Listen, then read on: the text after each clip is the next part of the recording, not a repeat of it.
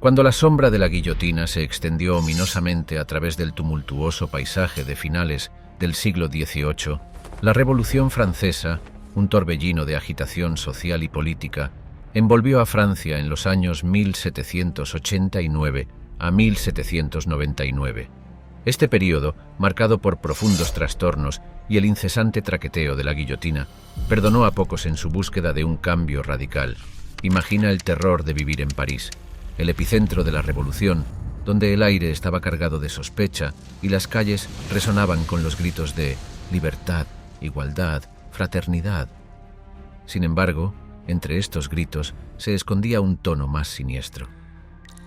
El reinado del terror, liderado por Maximilien Robespierre y el Comité de Seguridad Pública desde 1793 hasta 1794, vio más de 17.000 ejecuciones sancionadas oficialmente, sin mencionar a innumerables otros que perecieron en prisión o sin juicio. ¿Puedes imaginar el miedo paralizante de ser denunciado por un vecino o el horror de ver a seres queridos arrastrados para enfrentar la implacable navaja nacional? La revolución, inicialmente una búsqueda de libertad, pronto se convirtió en un baño de sangre de sospecha y tiranía. Nombres como Georges Danton y Luis XVI, una vez poderosos, ahora servían como recordatorios de la fragilidad de la vida y el poder. ¿Podrías tú, o yo, haber sobrevivido a esta implacable purga de enemigos de la revolución? Las probabilidades eran peligrosamente escasas. El aire estaba lleno de la retórica de la revolución, pero debajo de ella se escondía una sentencia de muerte, por incluso la más mínima disidencia. Como Joseph Louis Lagrange, un renombrado matemático de la época, observó profundamente tras la ejecución de su colega Antoine Lavoisier, el padre de la química moderna. Les tomó solo un instante cortar esa cabeza, y 100 años quizás no produzcan otra como ella. Esta sombría reflexión capta conmovedoramente la trágica pérdida de genialidad y la destrucción sin sentido de vidas que caracterizó a la Revolución Francesa. Únete a nosotros mientras recorremos el precario paisaje de la Revolución Francesa, descubriendo historias de aquellos que perecieron bajo su hoja y de aquellos que, por fortuna o astucia, escaparon de su mortal alcance. Bienvenido al diario de Julio César. Sombras y guillotinas. El reinado del terror al descubierto. El reinado del terror, un periodo de brutalidad sin precedentes durante la Revolución Francesa, se extendió desde el 5 de septiembre de 1793 hasta el 28 de julio de 1794. Orquestado por el Comité de Seguridad Pública, transformó la revolución de una lucha por la libertad en una era de persecución implacable y miedo. El inicio de esta era se puede rastrear hasta la Ley de Sospechosos, aprobada en septiembre de 1793, que amplió el alcance para arrestos por cargos vagos de actividades antirrevolucionarias. Los tribunales revolucionarios, carentes de prácticas judiciales justas, vieron más de 500.000 arrestos, con un estimado de 17.000 a 40.000 personas ejecutadas. Entre los ejecutados estaban figuras notables como Georges Danton, un líder revolucionario que inicialmente apoyó el terror, solo para caer víctima de él el 5 de abril de 1794. Sus últimas palabras, «Mi único lamento es que me voy antes que esa rata Robespierre», reflejaron el destino irónico que sufrieron muchos revolucionarios. El terror no se limitó solo a París. En la región de Vendée, una guerra civil brutal se desató entre las fuerzas revolucionarias y los partidarios realistas. La represión fue despiadada y se recuerda por su salvajismo. Aldeas enteras fueron masacradas en lo que algunos historiadores describen como un protogenocidio. En Lyon, más de 2.000 personas fueron ejecutadas después de que la ciudad se rebelara contra el gobierno jacobino. La ciudad incluso fue renombrada brevemente como Ville Affranchie, ciudad liberada, como un sombrío recordatorio de su castigo. El general François-Joseph Westermann, en su informe a la Convención tras aplastar la rebelión, escribió escalofriantemente: «He aplastado a los niños bajo las pezuñas de los caballos, masacrado a las mujeres. Los caminos están sembrados de cadáveres». Esta brutal represión resultó en ejecuciones masivas y a menudo se considera uno de los primeros genocidios modernos. El terror también presenció el nacimiento del Tribunal Revolucionario, un instrumento diseñado para acelerar el proceso de justicia, o lo que pasaba por justicia en aquellos días turbulentos. Los veredictos rápidos y a menudo arbitrarios del tribunal no dejaban espacio para un juicio justo, y la mera acusación podía sellar el destino de uno. La ley del 22 de Prairial, promulgada en junio de 1794, aceleró aún más el proceso, eliminando efectivamente el derecho a la defensa para los acusados de delitos políticos. Esta ley intensificó la masacre, con casi 1.400 personas ejecutadas en París en solo 2 meses. El impacto psicológico del reinado del terror fue profundo y de gran alcance. Una cultura de vigilancia y denuncia floreció, con vecinos enfrentándose contra vecinos e incluso miembros de la familia traicionándose entre sí para evitar sospechas. La famosa cita de Bertrand Barrère, miembro del Comité de Seguridad Pública, encapsula esta era de paranoia. El árbol de la libertad solo crece cuando se riega con la sangre de los tiranos. La caída de Robespierre, irónicamente víctima de su creación, marcó el fin del reinado del terror. Su arresto y ejecución el 28 de julio de 1794, junto con sus aliados, fue celebrado por muchos como un retorno a la razón. Sin embargo, las cicatrices dejadas por este período fueron profundas y duraderas. El dramaturgo y actor francés Jean-Baptiste Clément reflexionó más tarde: la revolución devora a sus hijos, resumiendo la trágica ironía del terror. El relato de la guillotina, un símbolo de revolución y terror. La guillotina, un aparato infame sinónimo de la Revolución Francesa, se erige como un emblemático estandarte de la turbulencia de la época y su enfoque hacia la justicia. Su papel se extendió más allá de una simple herramienta de ejecución, se convirtió en un símbolo de igualdad en la muerte y un sombrío recordatorio de las consecuencias de la disidencia. El origen de la guillotina se remonta al doctor Joseph Ignace Guillotin, quien en 1789 propuso un método más humano de ejecución.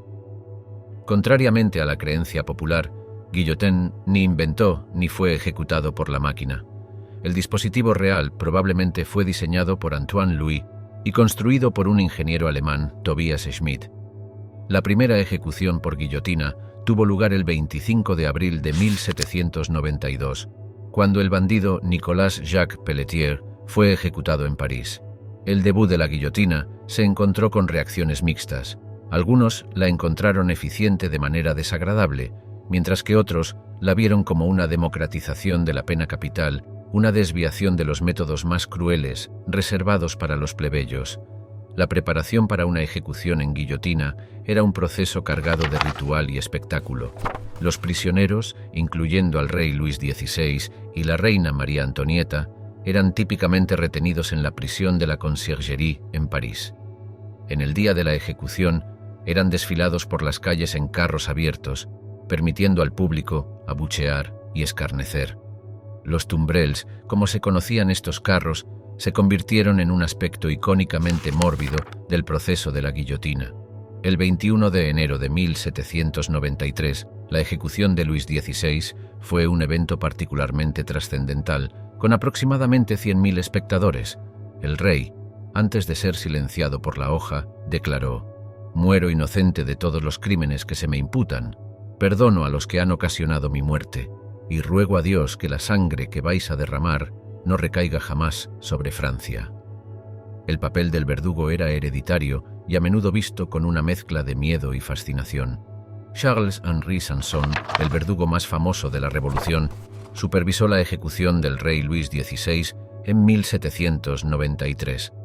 Sanson provenía de una larga línea de verdugos, una profesión transmitida a través de generaciones. Su mandato vio la ejecución de miles, incluyendo a la reina María Antonieta y líderes revolucionarios como Georges Danton y Maximilien Robespierre.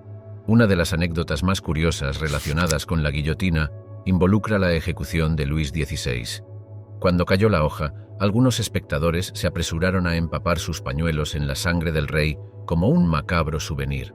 De manera similar, tras la ejecución de Charlotte Corday, quien asesinó a Jean-Paul Marat, un espectador supuestamente abofeteó su cabeza cortada, resultando en un rubor reflejo. un fenómeno que intrigó a científicos y al público por igual.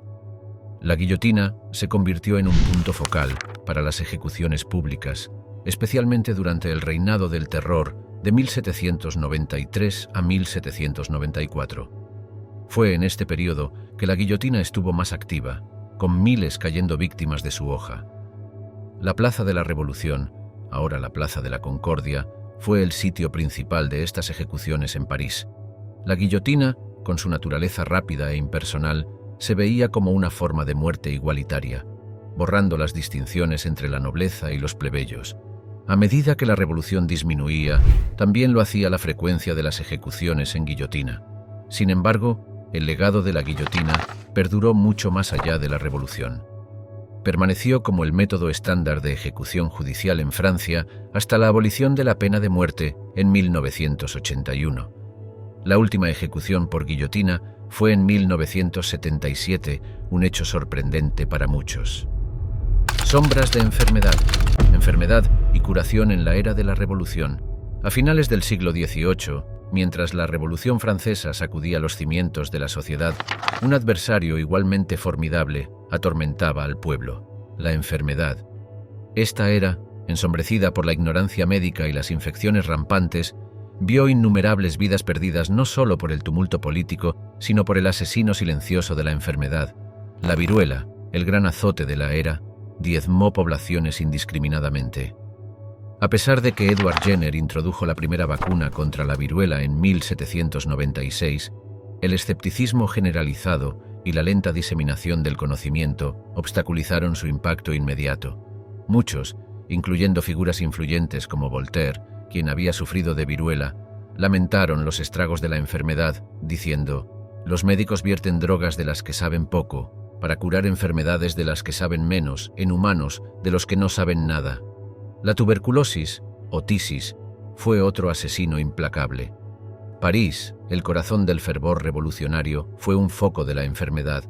Los abarrotados faubourgs de la ciudad, repletos de pobres urbanos viviendo en condiciones insalubres, fueron terrenos fértiles para la propagación de esta mortal enfermedad respiratoria. El poeta André Chénier, quien cayó víctima de la guillotina en 1794, fue una figura notable que sufrió de la enfermedad, su salud deteriorándose rápidamente en las húmedas y superpobladas prisiones. Los hospitales, como el infame Hôtel Dieu de París, eran menos centros de curación y más depósitos de enfermedad.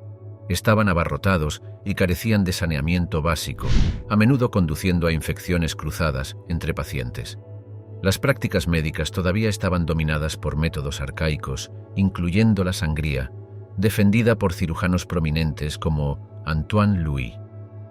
Louis, a pesar de su participación progresista en el desarrollo de la guillotina como un método de ejecución más humano, paradójicamente se adhirió a estas prácticas médicas anticuadas. Las guerras napoleónicas trajeron otra dimensión a la crisis de salud: la propagación del tifus.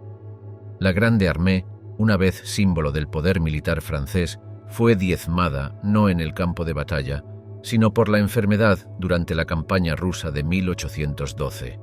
Napoleón mismo lamentó: «He matado a 200.000 hombres con plomo y hierro, pero he matado a 1 millón de hombres con frío y hambre».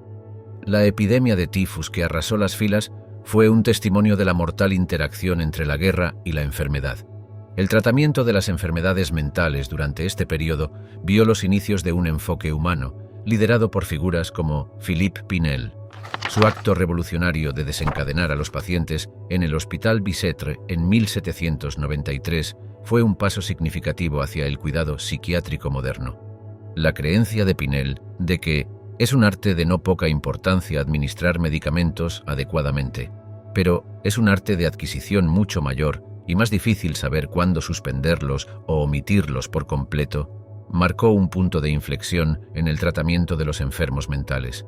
El parto también estaba lleno de peligro. Jean-Louis Baudeloc, cuya experiencia en obstetricia era renombrada, hizo contribuciones significativas con su manual sobre el parto. Sin embargo, la falta de comprensión sobre la higiene y el alto riesgo de infecciones como la fiebre puerperal significaron que el parto siguiera siendo un viaje peligroso para muchas mujeres. Los hospitales militares de la era eran reflejos sombríos del estado rudimentario de la atención médica. Estas instalaciones, a menudo montadas, apresuradamente y mal equipadas, estaban abrumadas con soldados que sufrían de heridas y enfermedades. La falta de prácticas antisépticas y el estado primitivo de la cirugía significaban que la supervivencia a menudo dependía más de la casualidad que de la intervención médica. El abismo de los asignados. Turbulencia económica en la Francia revolucionaria. En los anales de la Revolución Francesa, la turbulencia económica que se desarrolló es un relato de ambiciones elevadas y duras realidades. Central en esta narrativa es la historia de los asignados, moneda de papel emitida durante la Revolución, que se convirtió en un símbolo de la inestabilidad económica y el colapso monetario que asoló a Francia y exacerbó el sufrimiento de sus ciudadanos. Concebidos como una medida temporal en abril de 1790, los asignados eran inicialmente bonos, respaldados por las propiedades de la Iglesia confiscadas, un acto revolucionario en sí mismo. La decisión del gobierno de emitir 400 millones de libras en asignados fue una oferta desesperada para estabilizar la deuda nacional. Sin embargo, las implacables demandas de la guerra y las luchas internas pronto convirtieron estos bonos en moneda regular. Los crecientes gastos de la revolución llevaron a una impresión desenfrenada, con más de 45.000 millones de libras de asignados en circulación para 1795, una escalada asombrosa desde la emisión inicial. Esta impresión sin restricciones condujo a una inflación desenfrenada, un fenómeno descrito acertadamente por el estadista británico Edmund Burke en 1790. Están bajo la necesidad de convertirse en tiranos para sostenerse como estafadores. Para 1796, la inflación se había descontrolado. Los asignados habían perdido el 99% de su valor, sumiendo a la economía francesa en la turbulencia. Los precios se dispararon y el costo de vida se volvió insoportable para la gente común. Arthur Young, un escritor inglés que viajó por Francia durante este periodo, notó: un huevo, que solía costar un sueldo, ahora cuesta 5 francos. Esta inflación tuvo un impacto catastrófico en la población francesa, especialmente en los pobres urbanos y la clase media. El precio del pan, un alimento básico de la dieta francesa, se disparó más allá del alcance de muchos. Los mercados de París, una vez bulliciosos centros de comercio, se convirtieron en arenas de descontento y desesperación. Diaristas de la época, como Madame Roland, croniqueron las luchas de la vida cotidiana, lamentándose: las calles de París están llenas de gritos de dolor. La inestabilidad económica causada por el colapso de los asignados también alimentó la agitación social. Los notorios disturbios del pan de 1795 fueron una respuesta directa a los precios exorbitantes de los alimentos y al hambre generalizada. Estos disturbios subrayaron la desesperación de una población lidiando con las consecuencias tangibles de las políticas fiscales de su gobierno. El impacto del fracaso de los asignados se extendió más allá de los centros urbanos. La Francia rural también sintió el aguijón de la inflación. Los agricultores lucharon mientras los precios de sus productos no lograban mantenerse al ritmo del aumento de los costos de las necesidades. La depreciación de los asignados interrumpió las relaciones económicas tradicionales, generando resentimiento y sospecha entre los habitantes de la ciudad y las comunidades rurales. El historiador Georges Lefebvre señaló la ironía de esta situación, afirmando: la revolución que se suponía liberaría al campesinado terminó empobreciéndolos. En medio de este caos económico surgieron monedas alternativas y sistemas de trueque, mientras la gente buscaba eludir los poco fiables asignados. En algunas regiones, las autoridades locales incluso emitieron sus propias monedas, un testimonio de la menguante influencia del gobierno central y la necesidad apremiante de estabilidad económica. Los intentos del gobierno de estabilizar la situación, como los controles de precios y la imposición del máximo, a menudo tuvieron el efecto contrario, exacerbando la escasez y llevando a un floreciente mercado negro. François-Nicolas Léonard Buzot, un diputado girondino, observó: el máximo, lejos de detener la carestía de las cosas, la aumenta, es fuente de 1000 desórdenes. El colapso monetario también tuvo profundas implicaciones políticas. Las dificultades económicas minaron la confianza en el gobierno revolucionario, alimentando la disensión y contribuyendo a la inestabilidad política que caracterizó la era. Proporcionó un terreno fértil para los sentimientos contrarrevolucionarios y exacerbó las divisiones dentro de las facciones revolucionarias. Ecos desde las mazmorras, la plaga de las prisiones superpobladas en la Francia revolucionaria. En los tumultuosos años de la Revolución Francesa, desde 1789 hasta 1799, las prisiones de Francia fueron testigos de una realidad sombría, muy alejada de los elevados ideales de liberté, égalité, fraternité. El aumento en la encarcelación, impulsado por las políticas radicales de la época, transformó estos penales en guaridas superpobladas de miseria y desesperación. La Ley de Sospechosos, promulgada el 17 de septiembre de 1793, expandió drásticamente los motivos de arresto, llenando las prisiones hasta el tope. Los registros históricos sugieren que solo en París el número de prisioneros aumentó de alrededor de 1.000 a principios de 1793 a más de 4.000 para finales de año. Prisiones como la Bastilla, asaltada al inicio de la Revolución, y la Conciergerie se convirtieron en símbolos del lado oscuro de la Revolución. La Conciergerie, especialmente, vio un constante flujo de prisioneros, con figuras como la reina María Antonieta y los líderes girondinos entre sus residentes infames. Dentro de los muros de la Conciergerie, más de 1.200 prisioneros estaban hacinados en espacios diseñados para muchos menos.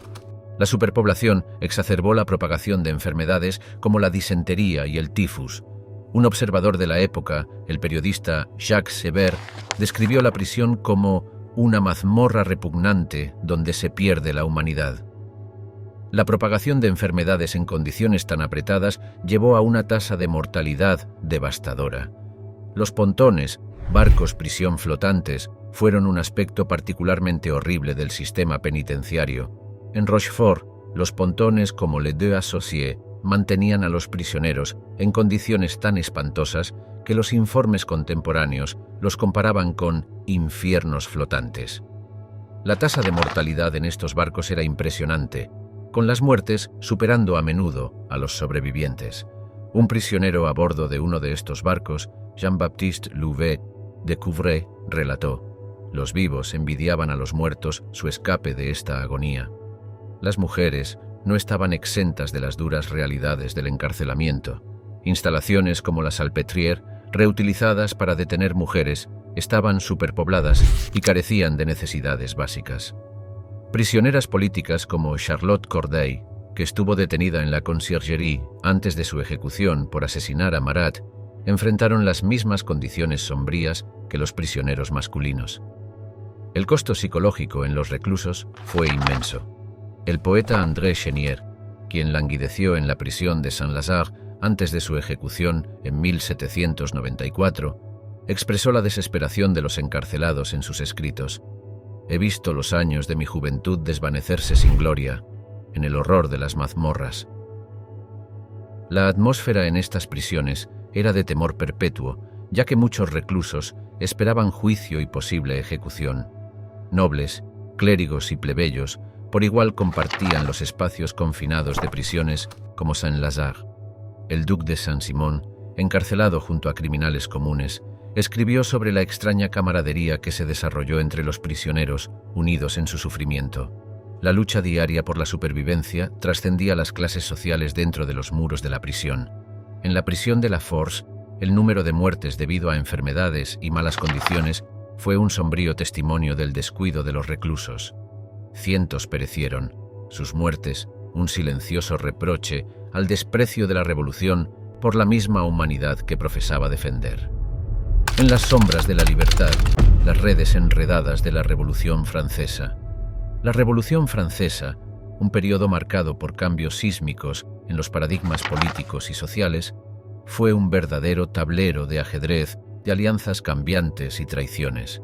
La revolución, que comenzó en 1789, pronto evolucionó hacia una compleja batalla de ideologías, con varias facciones luchando por el poder y la influencia. Central en esta red estaban los jacobinos, un grupo inicialmente unificado en su celo revolucionario.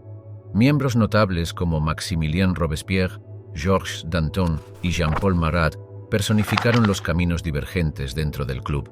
La fragmentación de los jacobinos, impulsada por visiones conflictivas para el futuro de Francia, ejemplificó la volatilidad política de la época. La rígida adhesión de Robespierre a los ideales revolucionarios cada vez chocaba más con el enfoque más pragmático de Danton, presagiando un enfrentamiento fatal. La caída de Georges Danton, una vez un titán de la revolución, ejemplifica la naturaleza traicionera de estas alianzas políticas. Danton, una figura clave en las primeras etapas de la revolución y una fuerza impulsora detrás del derrocamiento de la monarquía, se encontró en desacuerdo con Robespierre sobre la dirección de la revolución. El juicio y ejecución de Danton y sus aliados, incluyendo a Camille Desmoulins, el 5 de abril de 1794, marcó un punto de inflexión significativo. Las famosas últimas palabras de Danton, «Mi único lamento es que me voy antes que esa rata Robespierre», reflejaron el amargo final de una alianza una vez poderosa. El destino de los girondinos ilustra aún más los peligros del maniobrar político durante la Revolución. Inicialmente alineados con los jacobinos, su postura moderada y oposición a la violencia escalada los alienaron de sus antiguos aliados.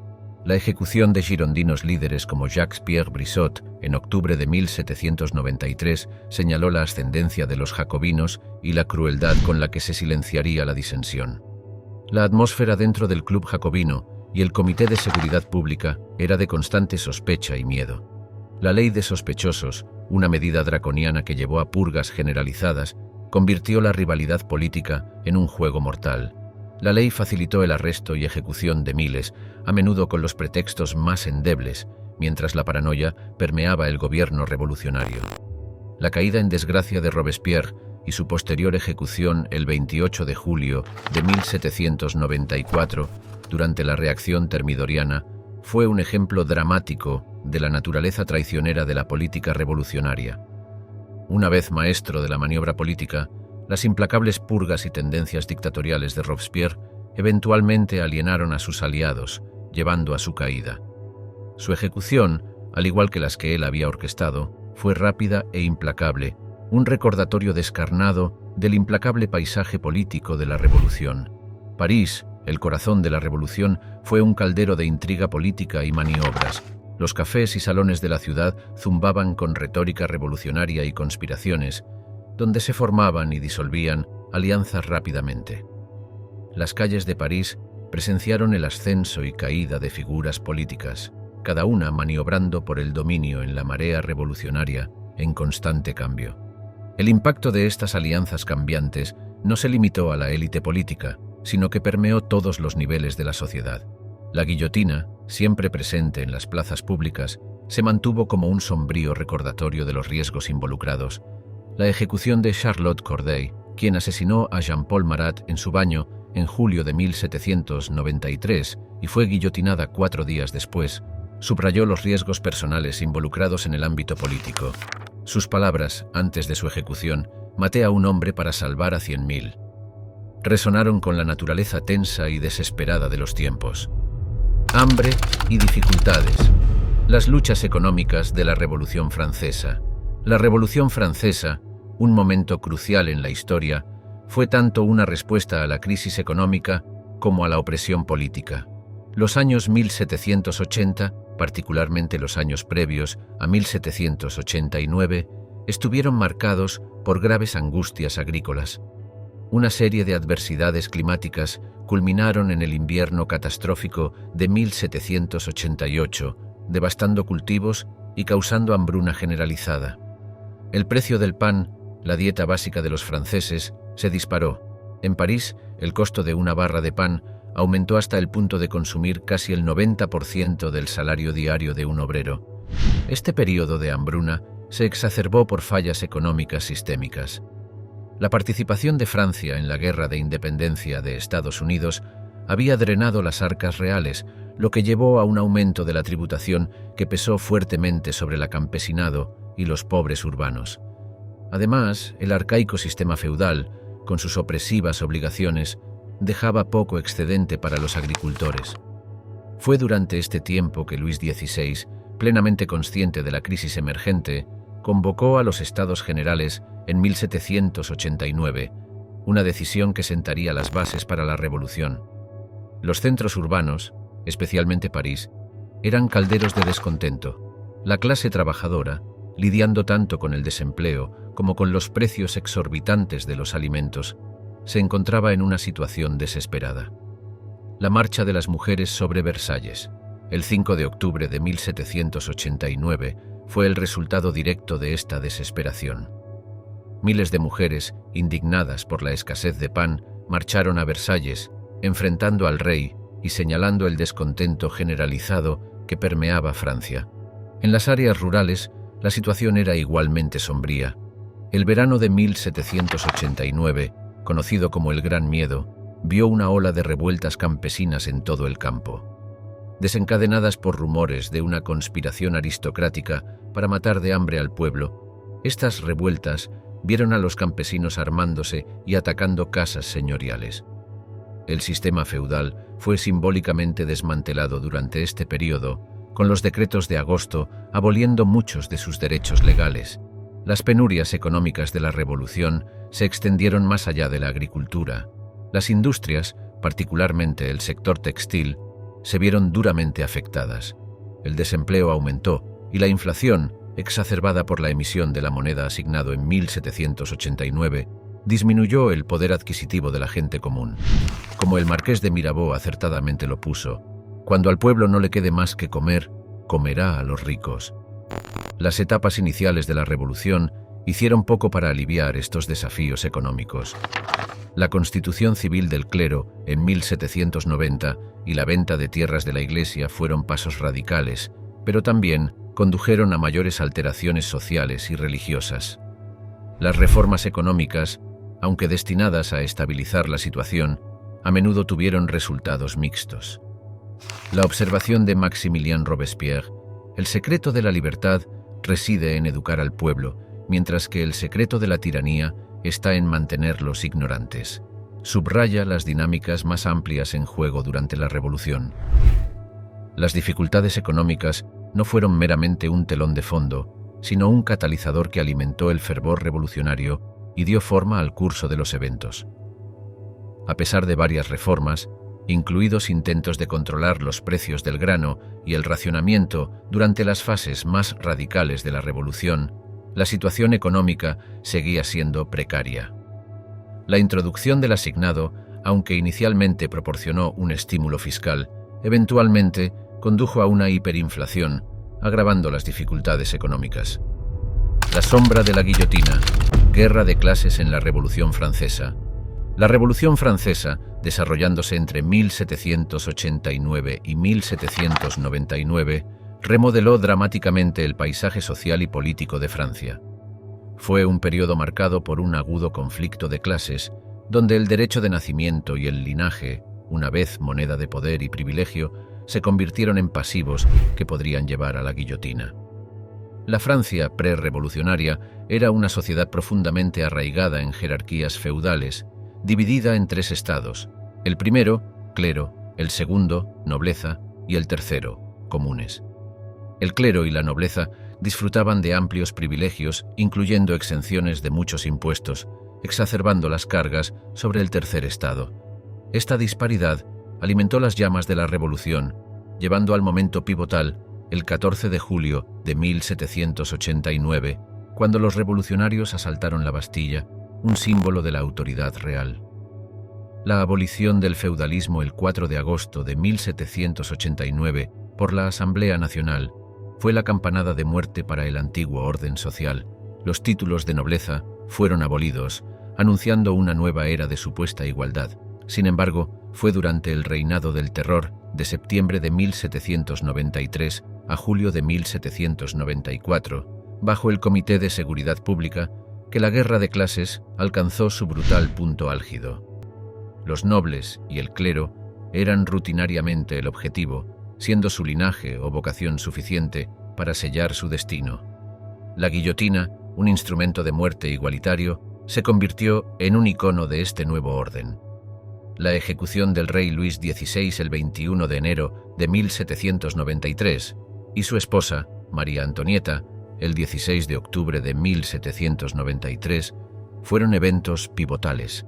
Estas ejecuciones, particularmente la de Luis XVI, después de un juicio que lo acusó de conspiración contra la libertad pública y la seguridad general, simbolizaron la caída de la monarquía y el ascenso de la república. Notable entre la nobleza que enfrentó la guillotina fue el duque d'Orléans, Luis Felipe II, quien inicialmente apoyó la revolución e incluso cambió su nombre a Felipe Igualdad. Votó por la muerte de Luis XVI, su primo, pero esto no lo salvó de la guillotina en noviembre de 1793. La nobleza se enfrentó a una elección drástica: huir o enfrentar la ira de la revolución. Muchos eligieron el exilio en un movimiento conocido como el émigré. Los que se quedaron a menudo vivieron en el temor de ser denunciados, especialmente después de que la ley de sospechosos en septiembre de 1793 ampliara los motivos de arresto. Incluso figuras como Antoine Lavoisier, el padre de la química moderna, no fueron perdonados, ejecutados en 1794, lo que llevó al comentario a menudo citado: «La República no necesita científicos». La Iglesia, una vez pilar del antiguo régimen, también enfrentó una profunda agitación. La Constitución Civil del Clero en 1790, que subordinó la Iglesia al Estado, llevó a un profundo cisma. Los sacerdotes y monjas se vieron obligados a elegir entre la lealtad al Estado o al Vaticano, con muchos enfrentando persecución o ejecución por sus elecciones.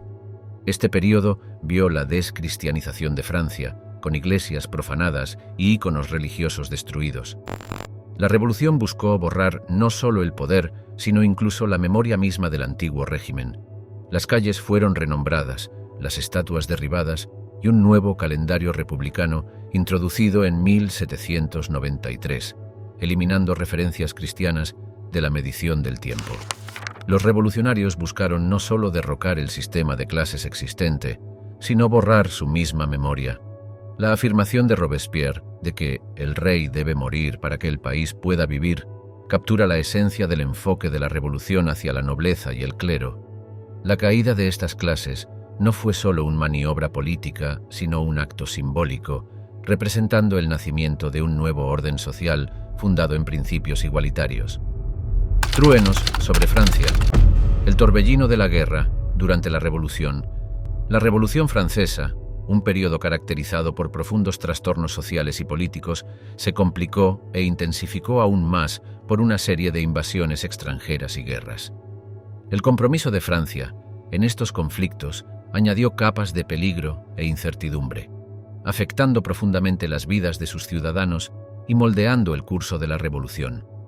El inicio de la revolución, en 1789, coincidió con una situación internacional precaria. Francia, durante mucho tiempo, una potencia dominante en Europa, era vista con sospecha y temor por sus vecinos. La ejecución del rey Luis XVI en enero de 1793 marcó un punto de inflexión, ya que las monarquías de toda Europa se alarmaron cada vez más por el fervor revolucionario que se extendía desde Francia. En respuesta, varias potencias europeas, incluidas Austria, Prusia, Gran Bretaña y España, formaron coaliciones para contener y, esperaban, revertir la marea revolucionaria. La Guerra de la Primera Coalición, 1792-1797, fue la primera serie importante de conflictos que involucraron a la Francia revolucionaria. Los primeros años de la guerra fueron desastrosos para Francia. Sin embargo, la batalla de Valmy en septiembre de 1792 marcó un punto de inflexión. A pesar de estar en desventaja numérica, las fuerzas francesas, lideradas por el general Charles-François Dumouriez y el general François-Christophe Kellermann, aseguraron una victoria significativa, impulsando la moral francesa y solidificando el control de los revolucionarios sobre el gobierno, y es famosamente encapsulado en la Declaración de Goethe. Desde este lugar y desde este día en adelante comienza una nueva era en la historia del mundo. A medida que avanzaba la guerra, las fortunas militares de Francia fluctuaban. El joven y ambicioso general Napoleón Bonaparte emergió como una figura clave durante estos conflictos. Su primer éxito militar significativo fue el sitio de Toulon en 1793, donde desalojó a las fuerzas británicas que ocupaban el puerto francés. Esta victoria le valió el ascenso al rango de general de brigada a la edad de 24 años. el impacto doméstico de estas guerras fue profundo.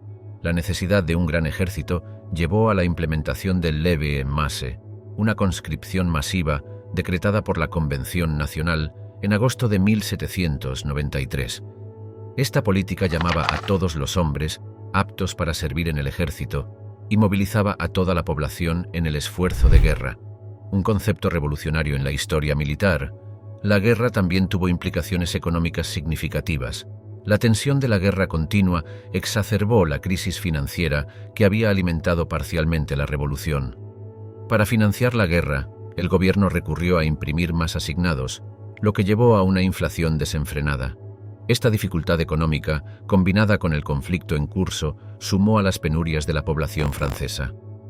Uno de los episodios más dramáticos que vinculan el conflicto externo y la agitación interna fue la guerra en la Vendée, 1793-1796, un levantamiento contrarrevolucionario en el oeste de Francia.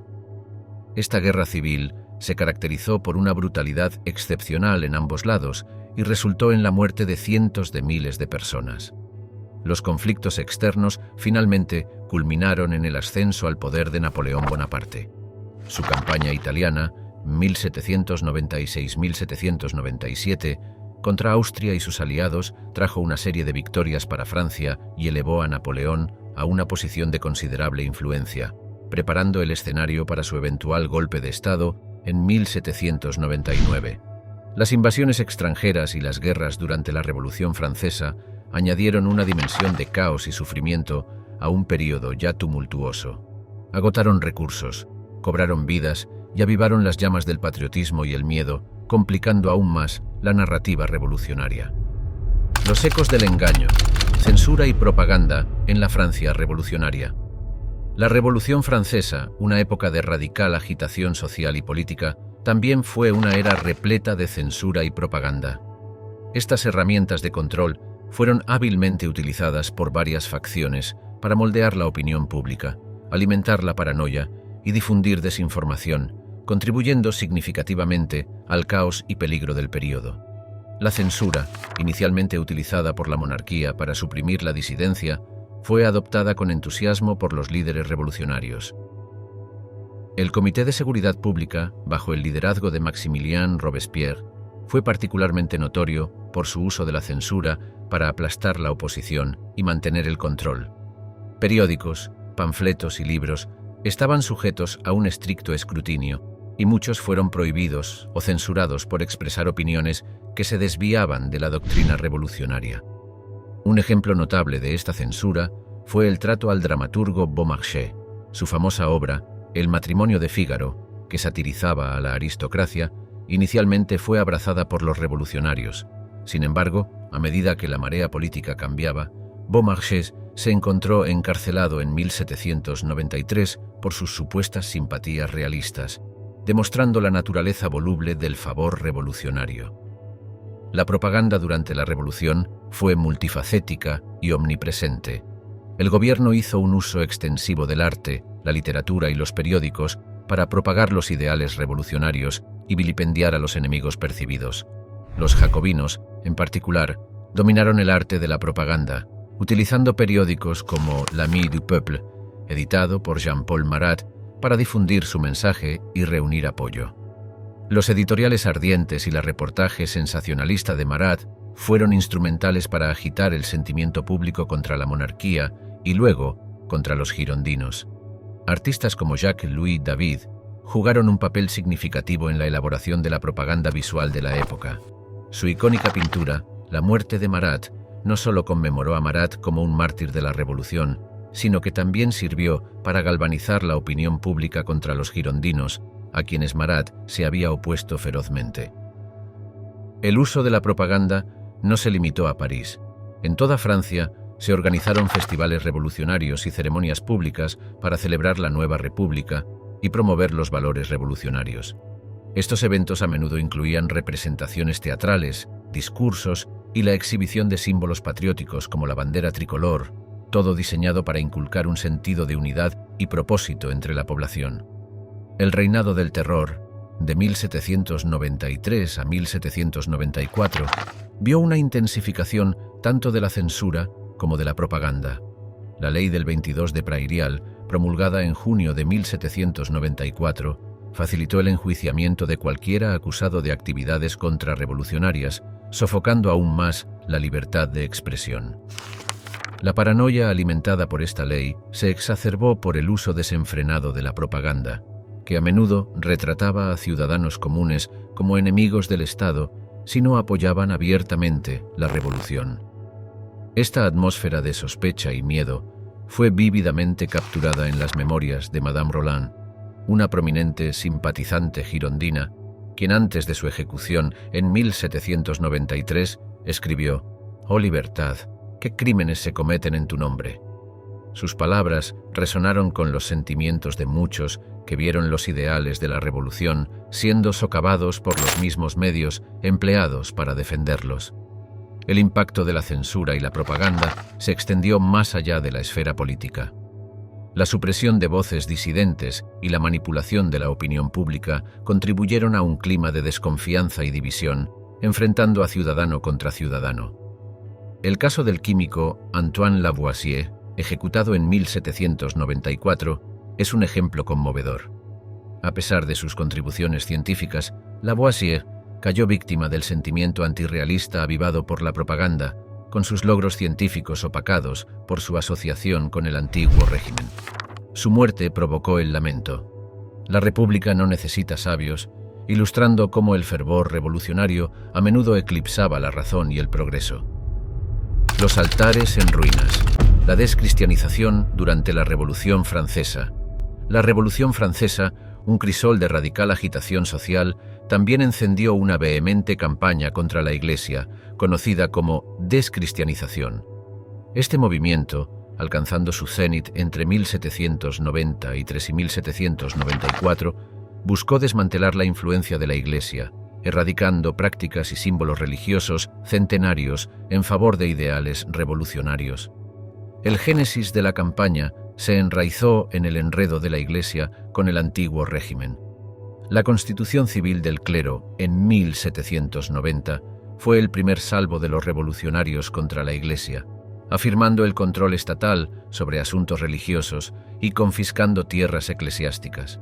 Este acto creó un cisma, con muchos sacerdotes, referidos como clero refractario, rechazando jurar lealtad a la Constitución. El conflicto escaló cuando los radicales jacobinos, especialmente bajo la administración de Maximilien Robespierre, intensificaron la cruzada antirreligiosa. Las iglesias fueron despojadas de reliquias e imágenes. La Catedral de Notre-Dame en París se transformó en el templo de la razón, simbolizando el nuevo orden secular. La predicción del filósofo Denis Diderot pareció hacerse realidad. El hombre nunca será libre hasta que el último rey sea estrangulado con las entrañas del último sacerdote.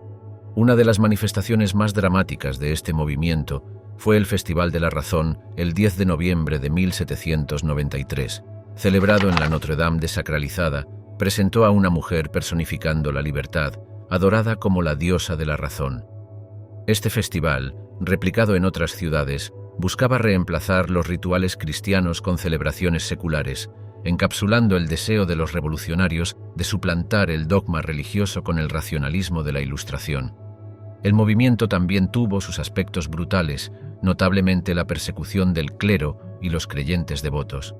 Los sacerdotes refractarios enfrentaron el exilio o la ejecución, mientras regiones como la Vendée, donde los sentimientos católicos y realistas eran fuertes, presenciaron severa represión.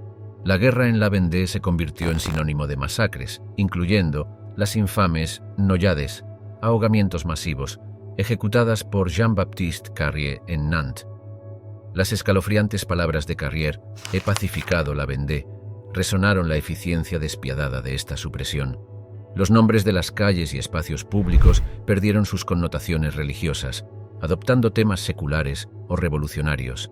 El calendario revolucionario, introducido en octubre de 1793, abolió los domingos y festividades cristianas, con años comenzando desde el 22 de septiembre de 1792, la fundación de la República. Esta reforma del calendario fue un intento simbólico de borrar la huella de la Iglesia en la vida francesa. El tejido cultural y social de Francia fue significativamente impactado por estos cambios. Mientras había apoyo para la descristianización entre algunas poblaciones urbanas, gran parte de la Francia rural se mantuvo firmemente cristiana, a menudo practicando su fe clandestinamente. El filósofo Edmund Burke, criticando la revolución, afirmó: «La era de la caballería ha terminado, la de sofistas, economistas y calculadores ha sucedido». El reinado del terror vio la cúspide de la campaña de decristianización, donde las medidas antirreligiosas se aplicaron más estrictamente. Sin embargo, tras la ejecución de Robespierre el 28 de julio de 1794 y la subsiguiente reacción termidoriana, las prácticas religiosas resurgieron lentamente y las iglesias comenzaron a reabrirse. En la sombra de la guillotina, los peligros enfrentados por educadores e intelectuales en la Francia revolucionaria. A medida que las llamas de la Revolución Francesa envolvían a la nación, trajeron no solo agitación política, sino también una era peligrosa para educadores e intelectuales. Atrapados en el fuego cruzado de ideologías rápidamente cambiantes, muchos que una vez defendieron la Ilustración y el progreso se encontraron enfrentando la ira de la misma revolución que ayudaron a inspirar. La vitalidad intelectual de la Francia del siglo XVIII, moldeada por luminarias como Voltaire, Rousseau y Diderot, preparó el escenario para la revolución. Estos filósofos exaltaron la razón y los derechos individuales, allanando involuntariamente el camino para cambios radicales. Sin embargo, el ascenso jacobino al poder en 1792 marcó un cambio de marea. Estos revolucionarios, una vez aliados de los ideales de la Ilustración, se volvieron cada vez más sospechosos de los intelectuales, asociándolos con la corrupción percibida del antiguo régimen. Antoine Lavoisier, el padre de la química moderna, ejemplificó trágicamente este cambio. A pesar de sus avances científicos, el papel de Lavoisier como recaudador de impuestos para la Ferme Générale selló su destino. Su ejecución en 1794 fue una pérdida profunda, lamentada por el matemático Joseph Louis Lagrange, quien dijo: «Solo les tomó un instante cortar esa cabeza, y 100 años quizás no produzcan otra como ella». El impacto en la educación fue igualmente sísmico. Las reformas de la Convención Nacional en 1793 apuntaron a alinear la educación con los valores revolucionarios. La fundación de la École Polytechnique en 1794 fue un paso hacia la modernización de la educación, enfocándose en ciencias prácticas en lugar de estudios clásicos. Sin embargo, el cierre de universidades y academias tradicionales atrofió la educación superior. Estas instituciones, una vez cunas del pensamiento intelectual, ahora eran vistas como focos de sentimiento contrarrevolucionario. Periodistas y escritores también navegaban aguas traicioneras. Camille Desmoulins, inicialmente un ferviente revolucionario, ejemplificó los peligros enfrentados por los disidentes intelectuales. Sus escritos posteriores, que pedían el fin del reinado del terror y criticaban las políticas jacobinas, llevaron a su caída. Arrestado y ejecutado con Danton en 1794, el destino de Desmoulins fue un sombrío recordatorio de la intolerancia de la revolución a las opiniones divergentes. Él escribió de manera premonitoria: «La revolución, como Saturno, devora a sus propios hijos». El alcance de los revolucionarios se extendió al aula. Se presionó a los maestros para adoptar un currículo impregnado de ideología revolucionaria. La más mínima desviación de esta nueva norma podría resultar en despido o arresto, colocando a los educadores en una posición precaria. Esta imposición ideológica sofocó la libertad académica y la creatividad, convirtiendo a las escuelas en criaderos de dogma revolucionario. Las mujeres intelectuales y educadoras también enfrentaron consecuencias terribles. Olympe de Gouges, conocida por sus escritos feministas y abolicionistas, fue una víctima prominente de esta purga ideológica. Su ejecución en 1793, por su oposición al régimen jacobino y su defensa de los derechos de las mujeres, fue un claro testimonio de la brutal supresión de voces disidentes por parte de la revolución. La comunidad académica en general sufrió inmensamente. La atmósfera de sospecha y miedo llevó a un éxodo masivo de intelectuales o los forzó a esconderse. La trágica historia del filósofo Condorcet es ilustrativa. Proponente de la reforma educativa y los derechos de las mujeres, Condorcet se vio obligado a huir en 1793 debido a sus afiliaciones girondinas. Su posterior muerte en prisión en 1794 fue un final conmovedor para una vida dedicada a los ideales de la Ilustración. En la estela de la Revolución, Francia luchó con un vacío intelectual. La persecución y el éxodo de educadores y pensadores dejaron una cicatriz en el paisaje intelectual de la nación. Fue un período en el que la búsqueda de cambios radicales, paradójicamente, sofocó el mismo progreso que buscaba promover. Susurros de fortaleza, historias de supervivencia, no contadas de la Revolución Francesa. La Revolución Francesa, un período marcado por el caos y la sangre, también fue testigo de notables relatos de supervivencia. En medio del caos, ciertos individuos mostraron una resiliencia y astucia extraordinarias para navegar por las corrientes traicioneras de esta tumultuosa era.